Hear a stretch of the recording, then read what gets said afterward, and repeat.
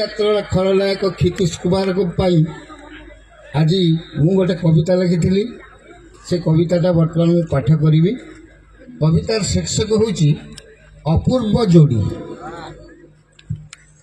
ଓଡ଼ିଆ ଯାତ୍ରାର ଖଳ ଅଭିନେତା କୁମାର କ୍ଷିତୀଶ ନାୟକ ପାଣି ଗ୍ରହଣ ସେ କରିଛନ୍ତି ଆଜି ଜଣେ ରାଜପୁତ୍ର ପ୍ରାୟକ। ଏମିତି ବିବାହ କେହି କରିନାହିଁ ସ୍ମୃତି ଭରା ରୂପ ରଙ୍ଗରେ, ଯୋଉଟାକି ଆଜି କ୍ଷିତୀଶ କରିଛି ଇଣ୍ଟରନ୍ୟାସନାଲ ଢଙ୍ଗରେ। 1200 ବରଯାତ୍ରୀଙ୍କ ସହିତ ପକ୍ଷୀରାଜ ଘୋଡ଼ା ଚଢ଼ିକି କେନ୍ଦୁଝରରୁ ସେ କଟକ ପର୍ଯ୍ୟନ୍ତ ଯାଇଥିଲେ ଉଡ଼ି ଉଡ଼ିକି।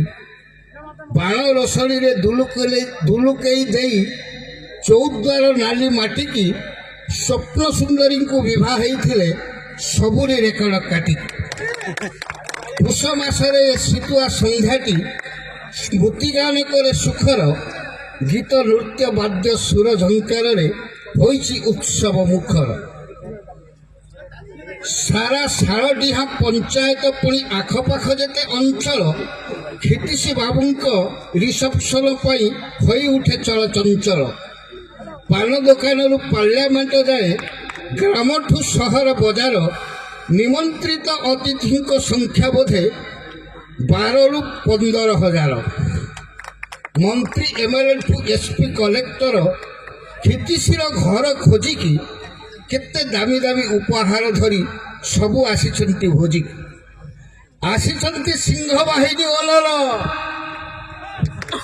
ଆସିଛନ୍ତି ସିଂହ ବାହିନୀ ଓଲର କଲ୍ୟାଣ କଳସ ଧରିକି।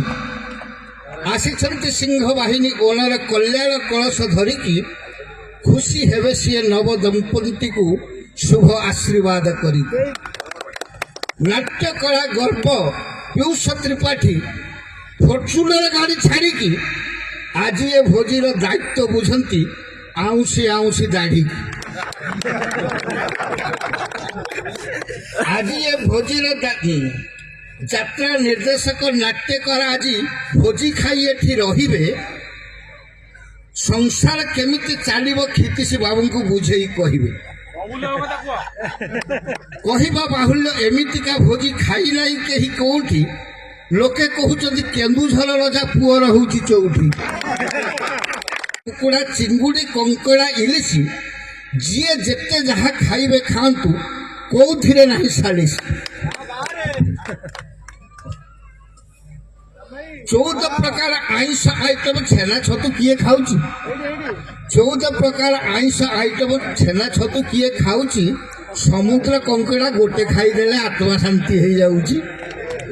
ଗୁପଚୁପ ଆଇସ୍କ୍ରିମ ରାବେଡ଼ି ସହିତ ବଡ଼ ବଡ଼ ମିଠା ଯୋଡ଼ିଏ, ମିଠା ଦହି ପାସ୍ ପାମ୍ପଡ଼ ମିଶିକି ଆଇଟମ ସଂଖ୍ୟା 20।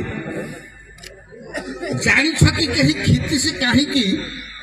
ଜାଣିଛନ୍ତି କେହି କ୍ଷିତୀଶ କାହିଁକି ଡରୁନି ବଜାର ଦରକୁ?